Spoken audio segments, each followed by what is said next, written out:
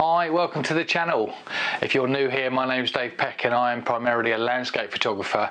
My photographic career started in 1977. A couple of weeks ago, Dehancer messaged me to say would I be interested in looking at their film emulation software and maybe doing a review on it. So this is what this video is going to be about. If you missed my Lightroom one, so I'm primarily stills and I did a review on the Dehancer plugin for Lightroom. I'll leave a link to that below. Just to be very clear, Dehancer emailed me to ask me if I'd be interested. They're not paying me for this review. They have given me a copy of the software and they have given me a 10% discount code, which means that if you decide to buy it, then you'll get a 10% discount, and if you do that, I get a commission as well. So just to be upfront about that. However, they did say they would really be interested to see my honest opinions because they want to learn from people who are using it in the field. So I'm somebody who's not particularly a movie guy. My history is not through movies or video making, but I've for the last year been making YouTube videos using Final Cut Pro, and my experience with film means I'm quite familiar with lots of this film stock, so hopefully it'll be a relevant review. So let's go into Final Cut now and we'll have a little look at the plugin and I'll talk you through it.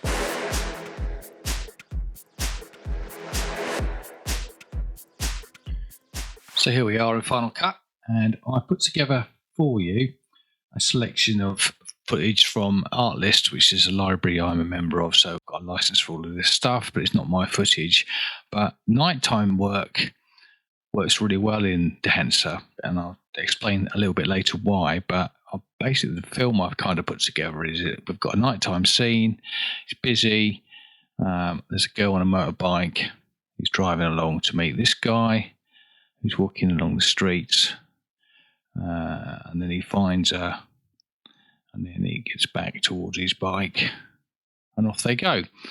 If you want to see some footage that I put together, I have got a video up on my YouTube channel, Dungeness, where I videoed I've graded it completely in Dehancer, and lots of the images I shot there are in my Lightroom review, which is again also on my site. So go and check that out. So what do we do first of all? Well, the first thing you need to do is apply Dehancer, and the way you do that is to go to your effects tab here. Okay, and if we look down for film emulation, and there's Dehancer. Now obviously I could drag it to each one of those, but what I'm going to do is I'm going to select all of these and convert them to a compound clip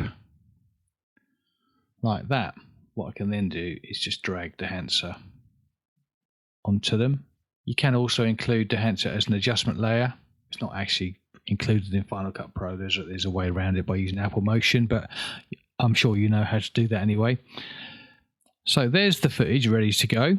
Okay, and if we come over to here, this is where we're at. So if I choose that clip, because that's the most neutral, the first thing that Dehancer recommend that you do in their manual, and it's quite an extensive manual as you can see, is they suggest that you have the Dehancer emulation as the very last thing.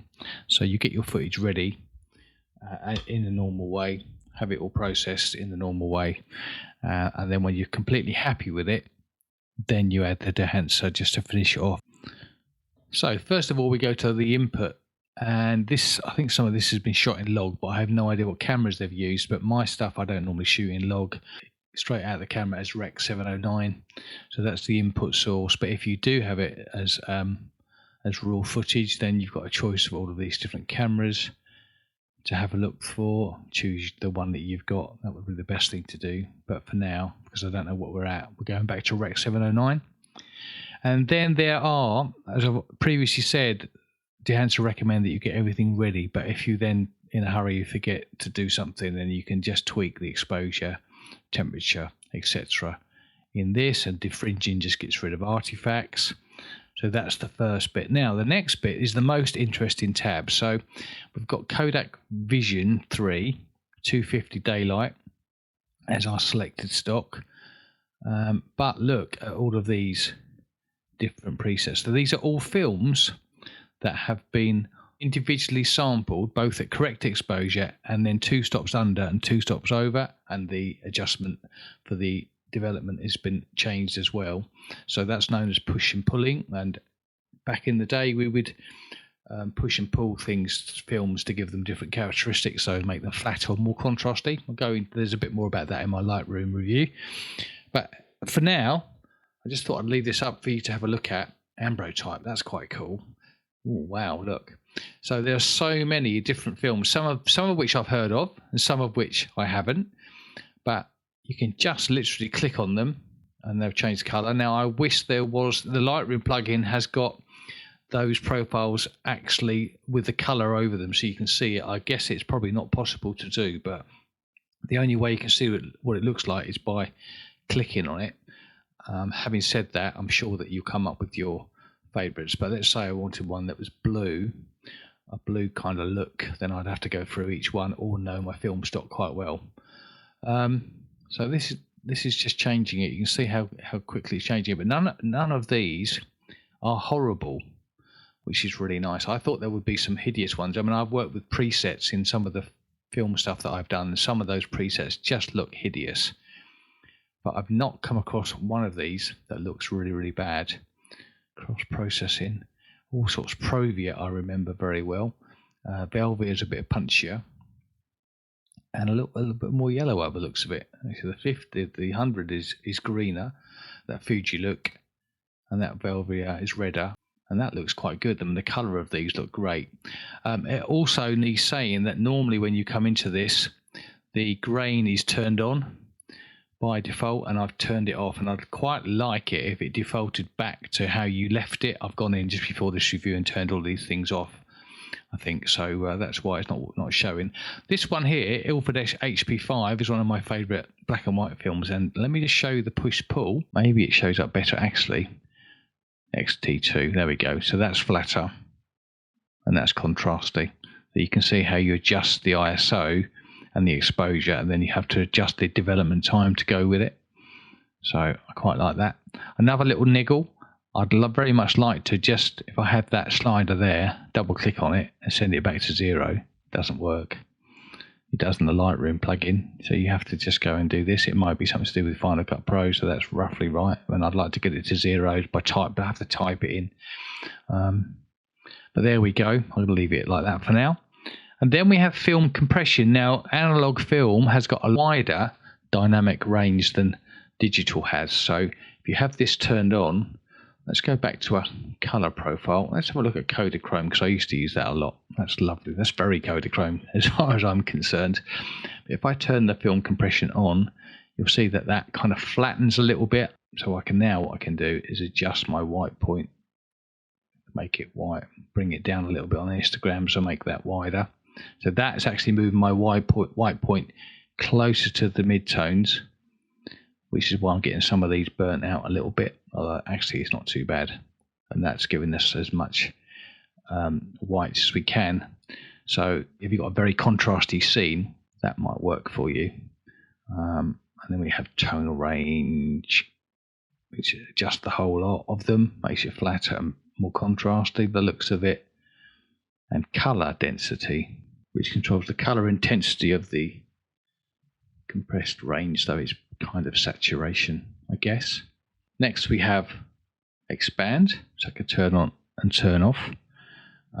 All films have different contrast levels, different black and white points, so this allows us to just adjust those. I think again that's to do with the emulation of a film, so you're making our Kodachrome very contrasty, and that's kind of working. And then we've also got normal or luma, which I generally prefer the normal. Now, if you want to know about all of these different buttons, there is a very extensive manual which you can have a look at. So I'm going to only telling you about the ones that I'm kind of more familiar with. But having said that, there's nothing to stop you experimenting with these things and just doing what you like, what looks good, I guess. Now, the print module I do know about, because certainly with stills, then you'd eventually print out your negative or your positive, your slide film, onto prints, and you would use different paper, really depending on what was at hand. Endura glossy paper, I've used thousands of rolls of that, and that's generally what I would print out on. So you can do that and change the EV. Personally, I don't know. That's a Cineon one, Fuji one. These just give you different effects, but they recommend that if you haven't got anything in mind, to leave it as linear, and I think that's correct. There's also some more controls here. So this is controlling the print end of things, but as I'm producing a film to be seen, that's not going to really make an awful lot of difference to me. Got the range limiter, which makes everything flatter. Just turn that on and off. I'm going to leave it off, I think, because ultimately, even though it's simulated as a proper film, I'm just going to output what I'm outputting, so it doesn't matter how I get there, really, I guess. Right, down to color head. So when we were printing film, if there was a blue cast on the negative, then we would add a bit of yellow to get rid of that, and if there was a bit of yellow, we'd use a bit of blue, depends on the lighting in the rooms that were available. What I don't like about Dehancer, again, another little niggle, is that's 1, 2, 3, and it makes such a difference already. I go up to set to 9, and that is noticeably different. I'd like that range to be maybe a little bit less violent. It's very abrupt, so I'm just going to leave that back at 0. But that's the color heads. That's the color head which corrects any color cast. You can, of course, use it to make things magenta if you wish to. I don't know why you would, but you can do. Let's put that back to 0. Again, it would be nice to have a double click on that to make that work. There we go. Gang, adjust all 3 together. And again, I'm not sure why you'd want to do that, but you might, and you can. Turn that off. In fact, I'm going to turn this off altogether. So you can also adjust the shadows, the midtones, and the highlights as well. Or you can create the exposure. The exposure will go darker and lighter depending on what you're doing, but actually if you preserve that, it keeps it all, actually you've got it. And then we've got film grain. So if we go into this, let's go have a look at 100%. So that's the grain we've got. If I turn that off, that's the raw footage, and that's with grain added. Now we've got a different amount here. I can take that right down. I can change the size of the grain to make it more prominent or grainier. And I think I'm right in saying that this film size, grain size, has been worked out for each film. Some films will have bigger silver haloid crystals than others. I'd imagine the 1600 ISO stuff will need bigger grains, a more amount of silver halide, because that's how it would attract the light, same as pixels on a digital sensor. But you can have a play with this, and this is something that it's not just an overlay. This is actually rebuilding the whole thing, reconstructed using local color and brightness characteristics, it says, as long as the complex physical modeling of a film emulsion. So it looks at the whole emulsion and sees how the grain was put together. And that's amazing. You've got negative and you've got positive. So that's reversal film. It gives you normally a slightly softer look, because positive film had less grain, which is why I quite like to use it back in the day and print off it. But there we go. That's the grain, so we can turn that on and off. But a little bit of grain looks nice, gives you that kind of retro analog look. Now let's have a look. I think this clip is going to work quite well. If I show you, actually, sorry, if I just go across here with these car lights. Now this is called halation. This is not available in the Dehancer light pack. You have to buy the proper pro version for this, but it's a really interesting version, because if I enable that, we're just going to have a look. Now halation is those kind of red and orange kind of where the color kind of fogs between layers that you get. Oh, that's working brilliantly. Let's see if I can get it up for you so you can see it. You normally go, it does definitely go red. Now it's kind of orangey there. We turn it on and off. You'll see that everything's now glowing orange or yellow, really. So we can change the hue of that a little bit. What colour is that going to be? That's more like it, actually. So this is what halation does. It gives you this kind of red orangey kind of light bleed around the highlights, which is very filmy. So if we look at that, you can see that looks completely different. And that's very film, look. That's over here looks good actually. So we'll look at this bit. Let's go down and have a look at that so we can see it. So over here is where we want to be. So if you look at this, and there it is, look. Can you see that light leaks? Lovely. I mean, that's turned up full pretty much, so you probably wouldn't want as much as that. But it just fools the eye a little bit into thinking that this was shot on film. So that's halation. You can turn that off for now. There's also a mask that you can use. And the next one is bloom. Let's go over to here for this definitely, because this will definitely work well. So this is bloom, and bloom is something that, can you see how those highlights have now got this big halo around them?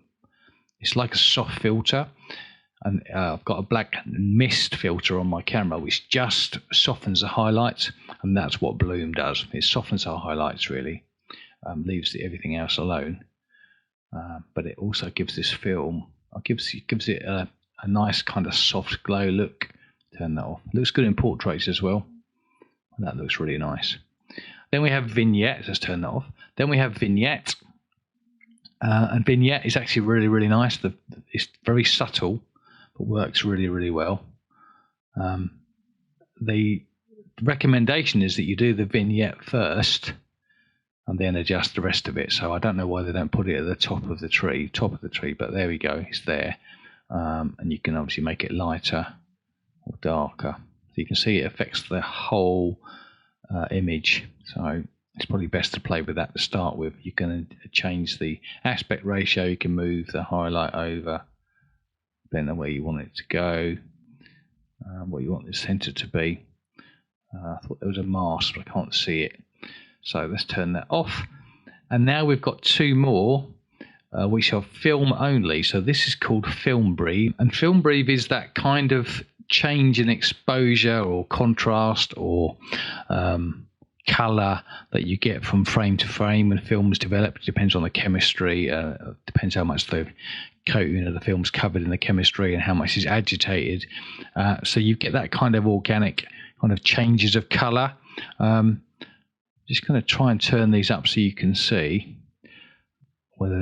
how it is when it works, and the way I'll do that is by just pressing play so we can see this working.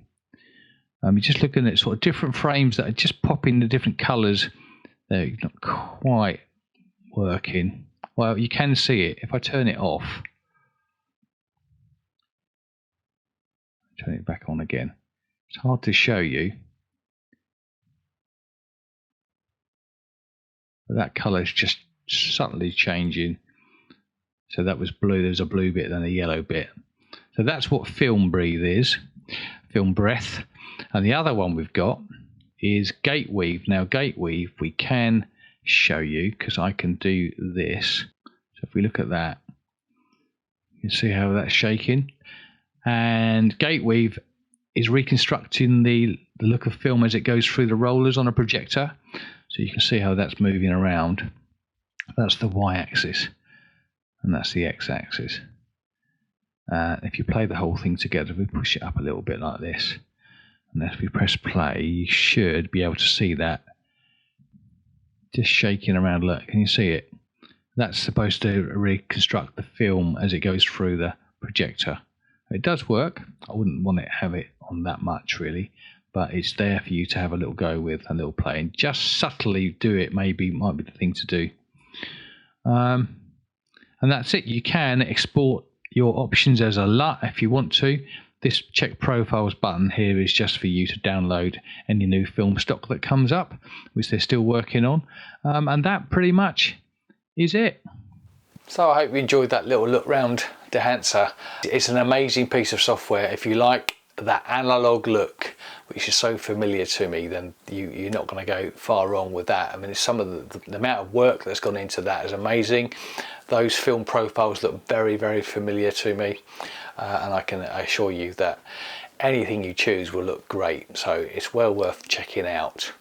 Things I'd like to change, I think the sliders are very, very fierce. Maybe we could change that. Maybe they could be changed so they're there's a little bit less fierce adjustment. We can be a little bit finer with our adjustment in that case.